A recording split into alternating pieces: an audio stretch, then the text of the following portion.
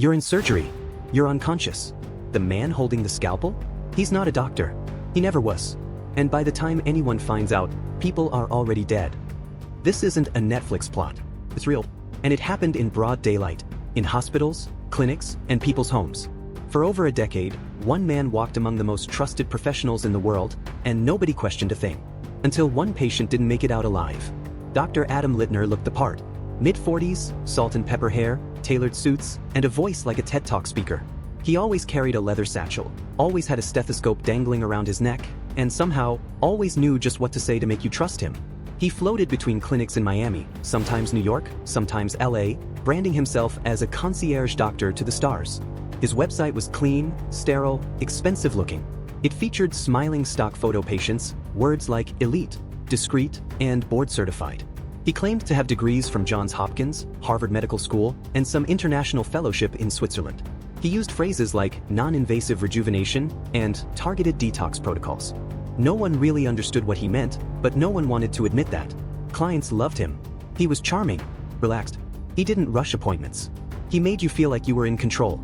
And most importantly, he never said no. Weight loss meds? Sure. Botox? Done. Adderall? If you needed to focus, he had a prescription pad ready. But behind the white coat was a total fraud.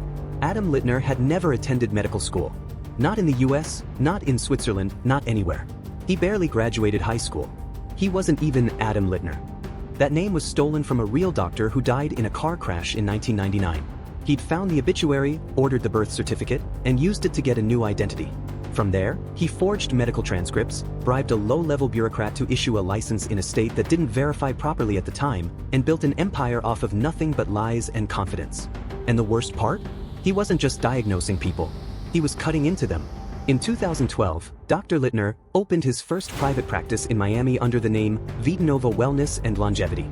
It was upscale, minimalist furniture, ambient music, expensive bottled water in the lobby. He offered stem cell therapy, cosmetic procedures, hormonal balancing, none of which were FDA approved. His clientele included wannabe influencers, reality TV stars, and even some legitimate names in the fitness and entertainment space. These weren't patients looking for traditional healthcare. They were chasing youth, thinness, and shortcuts. That's how he got away with it. No one wanted a doctor. They wanted a miracle worker. In 2014, a 27-year-old woman named Sasha R. came in for a non-invasive fat removal procedure. It was marketed as lipo without surgery. She was awake the whole time. Littner injected her with an unknown compound, said to be imported from Europe. Minutes later, she went into anaphylactic shock. Her face swelled. She couldn't breathe. Staff panicked. Someone called 911. But by the time paramedics arrived, Littner had vanished, just walked out the back door and left Sasha unconscious, her body convulsing on the treatment table. She survived. Barely. But no charges were filed.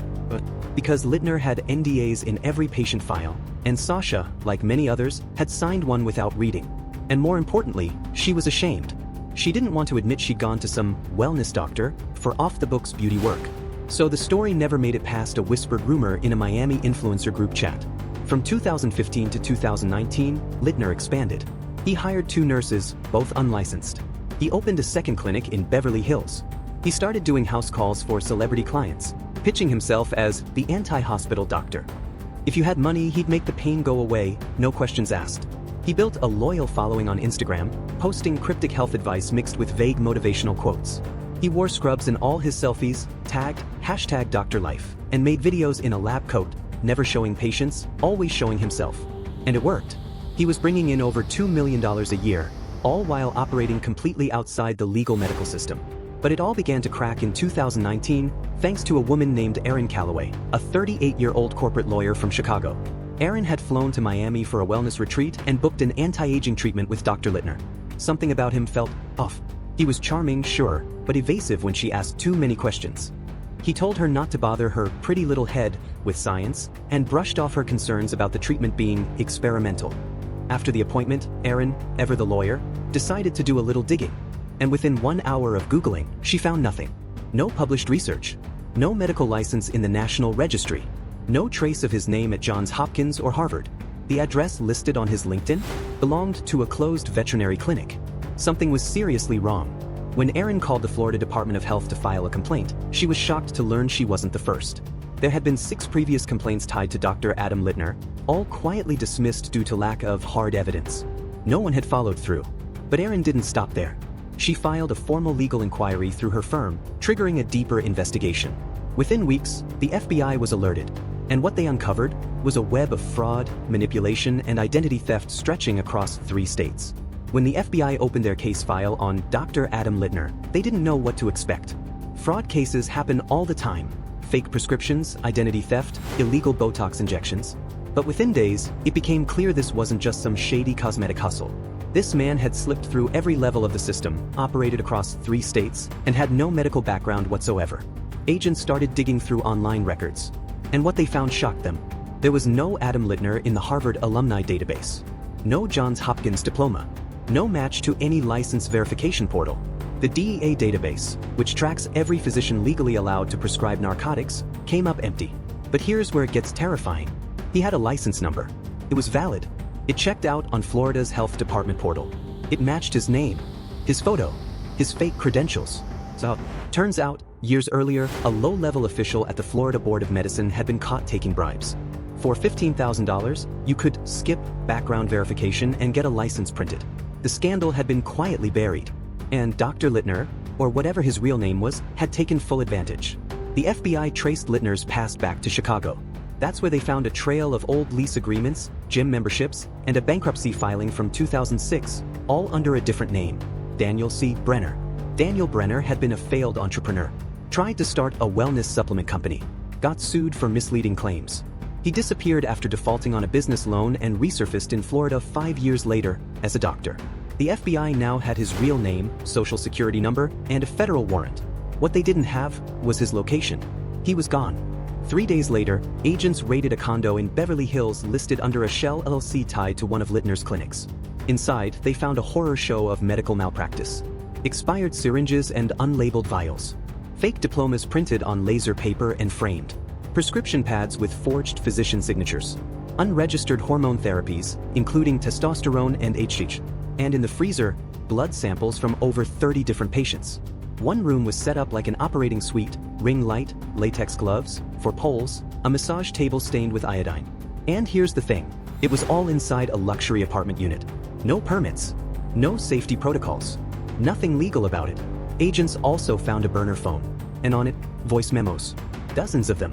Littner had a habit of recording thoughts into his phone. Maybe to vent, maybe to rehearse manipulation, maybe just because he liked hearing himself talk. One memo chilled agents to the bone. They think doctors are gods. That's the trick. You walk into a room with a white coat and they give you their body. You don't even have to earn it. You just take it. Another. I'm not a killer.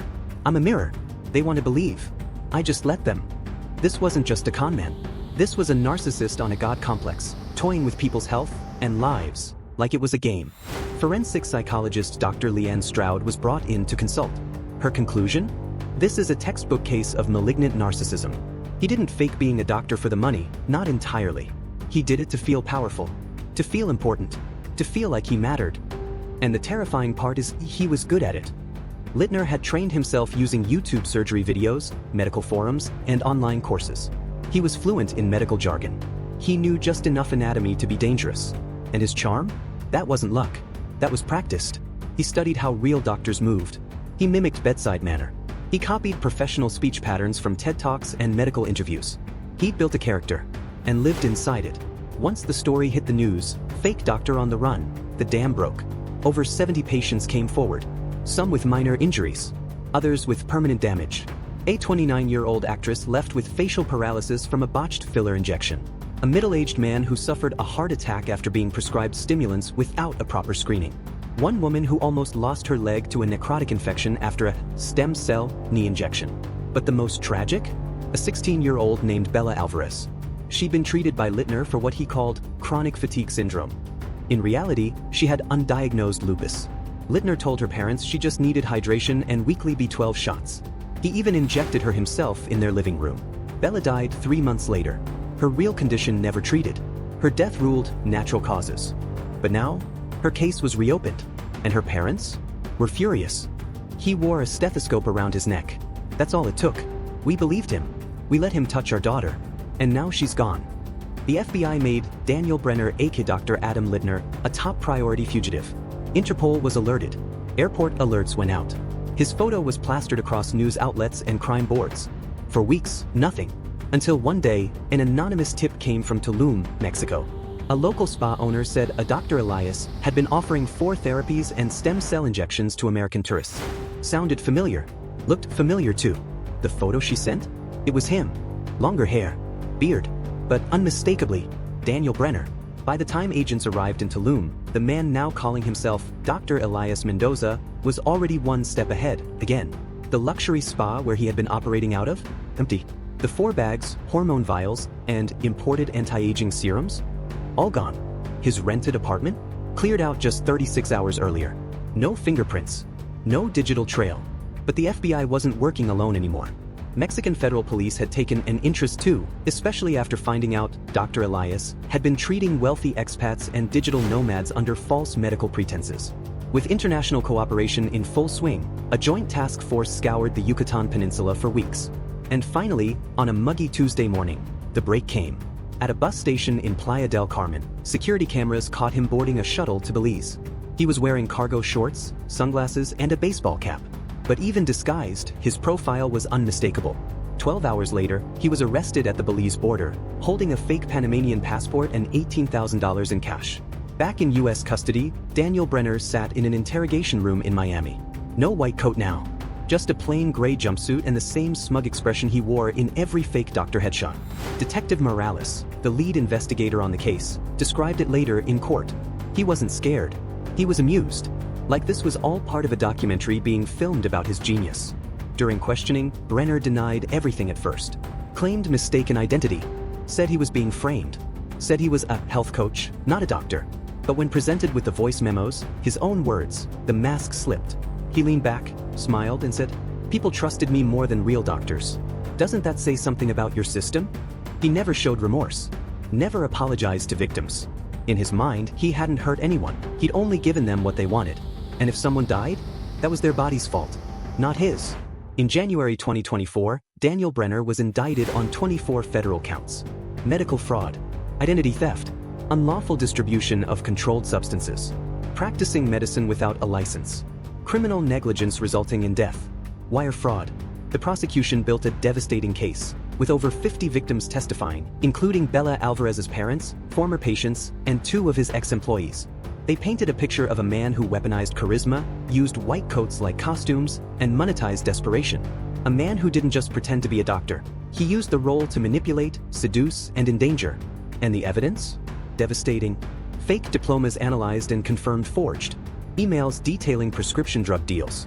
Texts where he joked about winging a jawline filler. A former nurse testifying that she once watched him Google where to inject morphine before a house call. But the biggest shock came during cross-examination.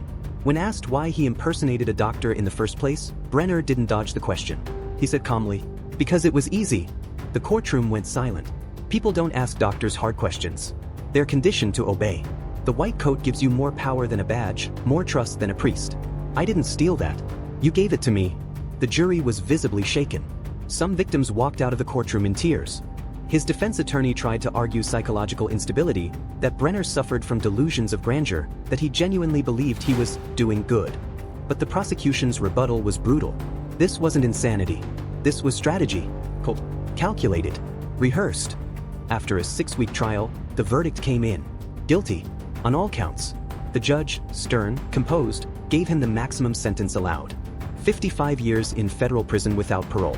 In his final statement, Judge Horowitz said, "You preyed on the sick, the vulnerable, and the hopeful. You wore trust like a costume.